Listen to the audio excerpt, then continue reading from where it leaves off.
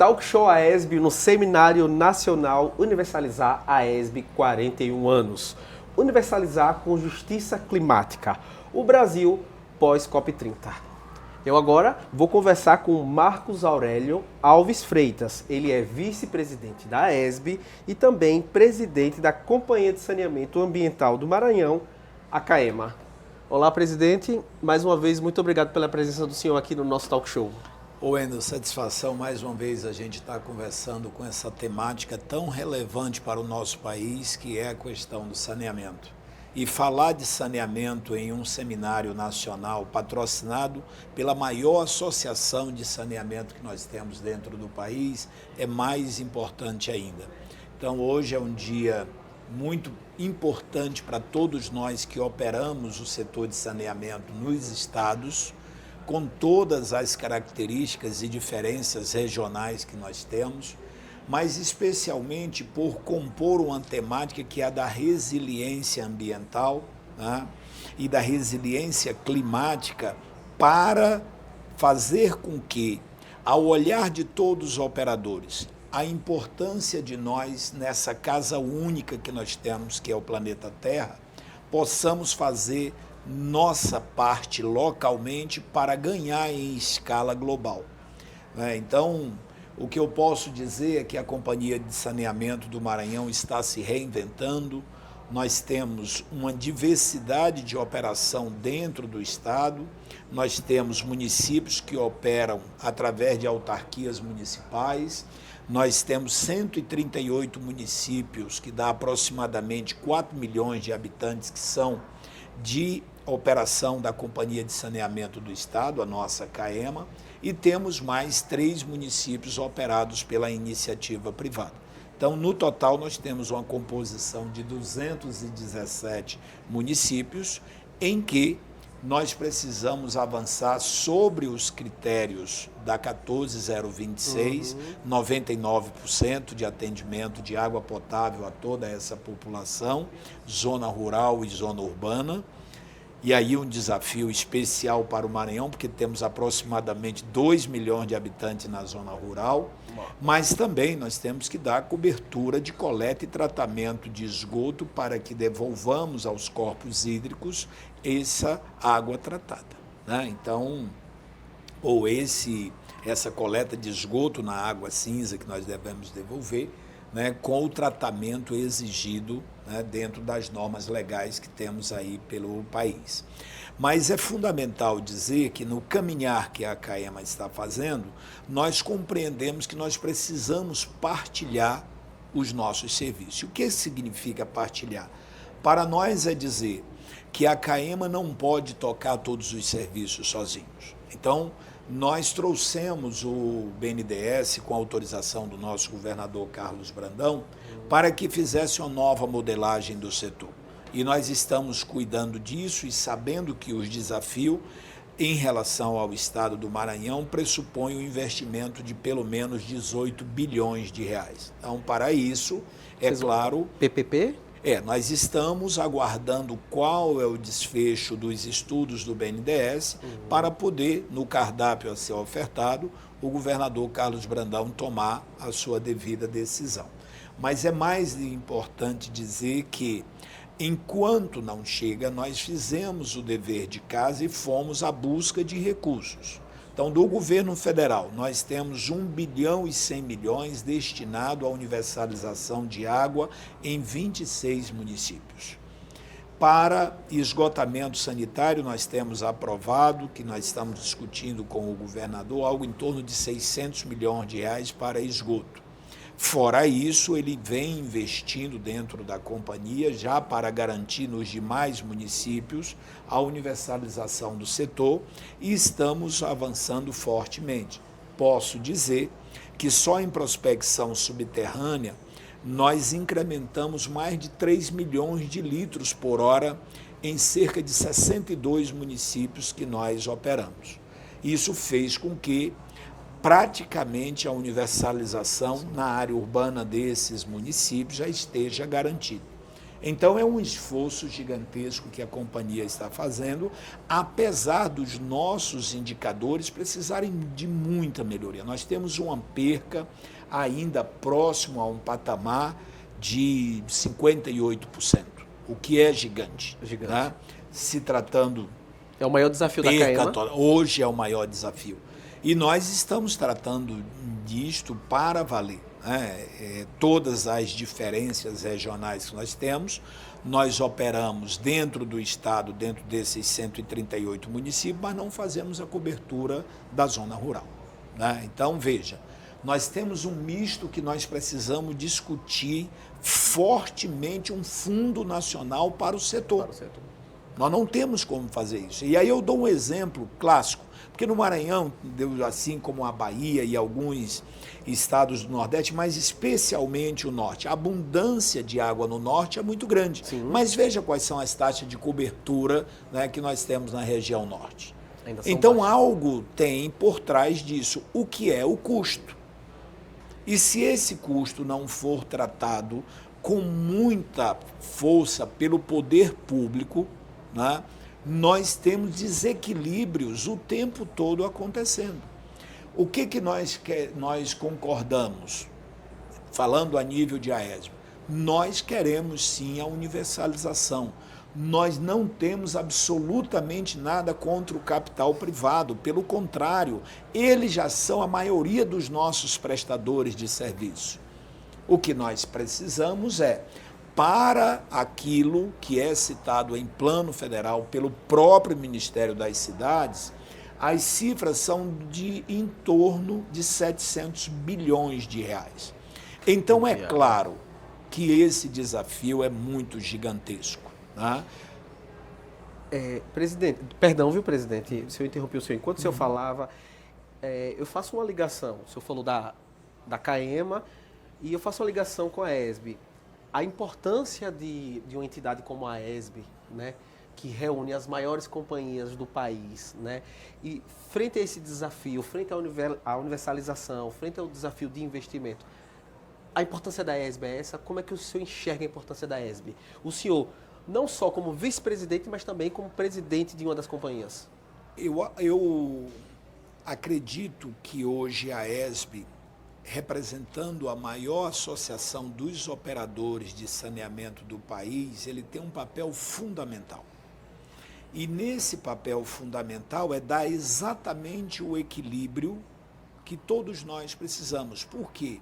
Empresa do porte da Sanepar, da Cesan, da Saneago, da CAESB, da CAGES, da Embasa, são essenciais ao país para garantir o equilíbrio do fornecimento. Agora, por que nós falamos no Fundo Nacional de Saneamento? Porque é necessário dar cobertura a quem menos tem. Sim. Então, nós temos muitas ocupações irregulares nas áreas urbanas e que nós precisamos, mesmo assim, garantir a universalização tanto de água quanto de coleta e tratamento de esgoto. Mas, para além disso, as áreas isoladas rurais. Então, esse é o esforço coletivo que a AESB, nas suas discussões com os seus parceiros, que são as associações estaduais, e agora também com as associações privadas, representando em assento na AESB os grandes conglomerados que estão vindo para o setor, é que, na essência, o que efetivamente, quando nós falamos de saneamento básico, nós estamos falando de dignidade humana. E ao falar de dignidade humana, nós temos que, às vezes, no custo, tentar entender qual é a modicidade que você tem que dar à tarifa. E nesse exercício, o presidente Munir tem feito um trabalho muito grande, e aqui eu faço uma referência também no trabalho espetacular que o Neuri fez à frente da AESB, né, durante o período que nós atravessamos aí a pandemia, como os outros ex-presidentes dessa associação. Então, ao chegar aos 41 anos, né, de existência, essa associação se firmou como a maior associação representativa do setor, mas hoje dialoga com todos, com a SEMAI, com a BICOM, com todos os representantes das atividades do setor, seja com a ANA, seja com a FUNASA, seja com a ABS, seja com o Ministério do Meio Ambiente ou o Ministério das Cidades, o Ministério da Saúde. Então, nós estamos abertos para dialogar e falar das nossas experiências. Tá? E, ao falar das nossas experiências, cada um dos nossos presidentes traz à mesa sua realidade local. E é nessa compreensão do espaço local para o espaço nacional, né, que nós estamos avançando. E avançando, por exemplo, quando na COP, ao ser tratado a Casa do Saneamento pela FUNASA, a AESB sempre esteve do lado. Sim. E agora, após COP 30, né, a temática saneamento tem que se autoafirmar. Por quê? Porque ao falar de prover saneamento básico, nós temos que coletar esta água, seja superficial ou de forma subterrânea, mas colocar ela em condições de portabilidade, entendeu, a quem efetivamente é cliente da companhia e também, entendeu, daqueles que não são. Mas, fundamentalmente, a preocupação são com os 4 componentes, tá? A parte de água, de abastecimento de água, a parte de coleta e tratamento de esgoto, nós temos aí a parte de drenagem também dos resíduos sólidos. Da forma que os resíduos sólidos vêm sendo tratados, o chorume está contaminando nossas águas subterrâneas. Então, nós temos aí um acréscimo, né, para o uso de produto químico para devolver essa água em condições de potabilidade às pessoas. É custo a mais. Nós temos que falar também do custo elétrico do setor, né, que é outro peso. As companhias são as maiores clientes individuais das companhias, né, de energia elétrica. Das companhias de energia elétrica dentro do setor. Mas a tarifa para o setor elétrico sempre vem. E para as companhias de saneamento estadual, não. Né? Eu, por exemplo, sou prova disto. Né? A discussão com a nossa agência reguladora vem sendo travada e a gente mostrando todos os problemas que nós temos, né? Mas dificilmente, né, nós teremos o tento de fazer a recomposição tarifária que nós queremos, apesar de dizer que a segunda menor tarifa do país é o que a CAEMA hoje, entendeu, faz na faixa de 10 metros cúbicos. Mas são desafios, eu acho que tem muita coisa importante a ser tratada e a companhia, junto com a ESB, na sua representatividade, né, eu tenho muito orgulho de estar presente, porque no equilíbrio de forças, a própria ESB dá a lição. Nós temos um presidente com uma companhia muito forte representada a nível nacional, mas não esquecemos daquelas que precisam de apoio. E aí o equilíbrio se dá porque é a mesma leitura de eu olhar para uma área urbana e olhar um índio que está numa aldeia precisando do mesmo componente do saneamento básico. Mas como eu falei na abertura do evento, não é apenas proteger o índio. Como nós vamos chegar lá se ele está há 500 anos, entendeu? Nós vamos falar de tarifa para ele. Então é por isso que eu insisto na minha fala do Fundo Nacional de Saneamento.